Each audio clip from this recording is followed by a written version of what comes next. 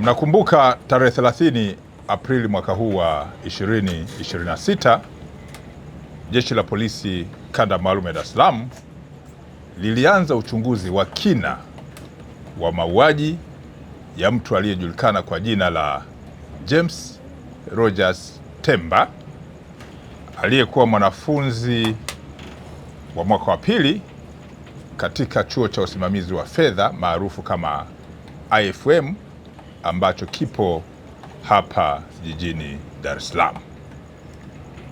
Na kama mnakumbuka, polisi Dar es Salaam ilitoa taarifa yake kwa umma tarehe 3 mwezi Mei mwaka huu wa 2026 kuhusiana na tukio hilo.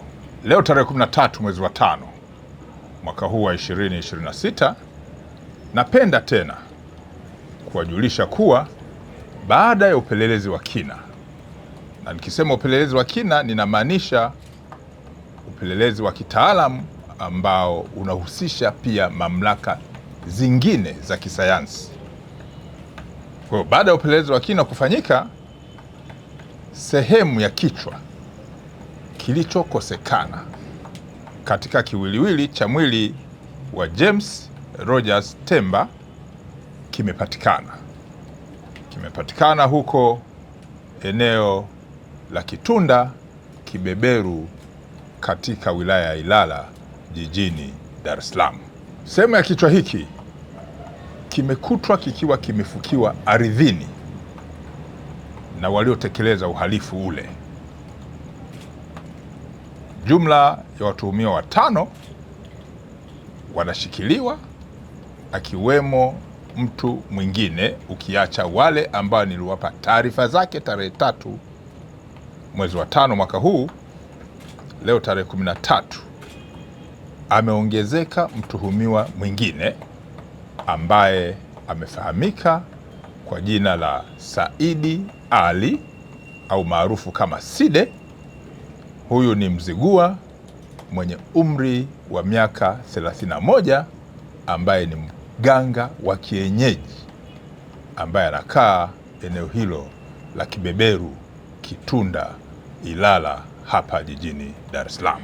Taratibu za kisheria zinakamilishwa ili mamlaka zingine za kisheria ziweze kuendelea na hatua zingine za kisheria.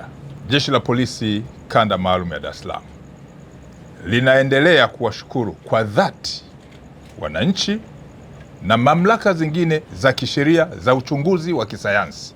Narudia, Jeshi la Polisi Kanda Maalum ya Dar es Salaam linaendelea kuwashukuru kwa dhati wananchi na mamlaka zingine za kisheria za uchunguzi wa kisayansi ambazo zimetoa na kuonyesha ushirikiano wao mkubwa na kuwezesha kupatikana kwa taarifa hizi za mafanikio katika uchunguzi wa jambo ambalo lilitokea. Aidha, Jeshi la Polisi Kanda Maalum ya Dar es Salaam linatoa wito kwa wananchi kuendelea kuwa watulivu na kujenga tabia ya kuviachia vyombo vyenye mamlaka ya kisheria ya kutekeleza majukumu haya ya kiuchunguzi na ya kitaalamu, hasa pale pindi linapotokea tukio au